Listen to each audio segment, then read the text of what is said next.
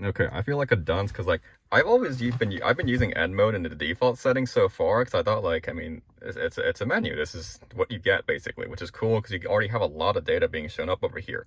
I didn't realize you can customize this. Maybe some people have already figured that out, but I didn't realize you can mess with this. So if you click and hold this down, you get a customization menu. You can only do that when the car is off. It'll yell at you if you try to do that when the car is on. If you hold down, it tells you put it in park. But when you're in park, you can move around stuff. You can put like your custom menu on page 1. You can put G-force if you want to. You can access your speed, power, torque, turbo. All of that can get pushed over onto this menu over here if you want to. You can rearrange this. I can hold this, swap this between these two things. I can move the lap timer and move this over here if I want to and make that bigger. So that's kind of cool. There's a big reset button. And that's not just page 1. You can customize page 2. So if you remember page 1, I could access all these things. On page 2, if you go and hold this thing down, these are graphs. You can see a graph of your throttle, oil temp, all these things. I have not messed with those yet. You can see all those things, and all the little small things like the shift light, whether you want that active and power shift and track sense shift. The auto creep you can put as an actual button here, so you don't have to like float into the performance options to tweak that. And this is a button that like on its own. You can move this around however you want to. You can throw it out if you want. So all of that's kind of available over here. The fact you get graphs is like, okay, this thing has an actual data acquisition system on board.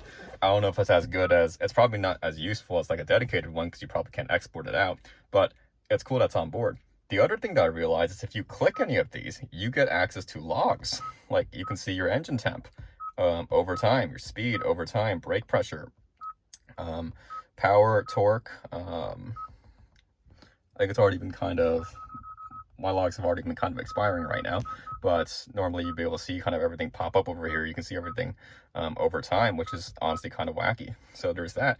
And there's also a dual gauges option here, which will allow you to plot like throttle versus oil temp, or like speed versus oil temp, brake pressure versus oil temp. Like it's a mini data acquisition system on board, which is actually kind of crazy. So that's all on board over here.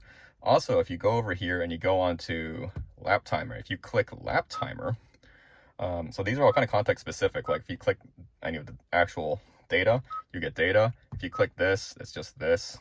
If you click the circuit, you'll get access to what circuit you want to use. So that's how that works.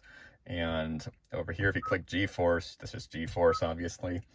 And if you click your lap timer, that's your lap timer. If you want to do auto or manual records, I don't know how auto records. I'm imagining you have to be actually at an actual track that's tracked in the system for it to do that. I don't think this would have like a lap sensor actually integrated in there, but that's kind of neat that that's an option. And the acceleration button here this is how you can log on board what the vehicle is logging as 0 to 60 time. It's probably a little more accurate. I don't know how this is logging it. I don't know if this is doing that thing where they don't track the first 6 feet or whatever, or a kind of weird metric to actually use for 0 to 60 IRL, or whether this is doing a normal like 0 to 60 track. But that's cool that it has a 0 to 60 launch timer on board as well. So I'm still playing around with this. If I find anything else that's kind of cool, I'll let you guys know. I'm still kind of screwing around with it, but I'm amazed that there's this much customizability kind of within the thing. So yeah, I just figure I should highlight that, 'cause I haven't seen any video go really in depth on everything you can do here, which is kind of nuts.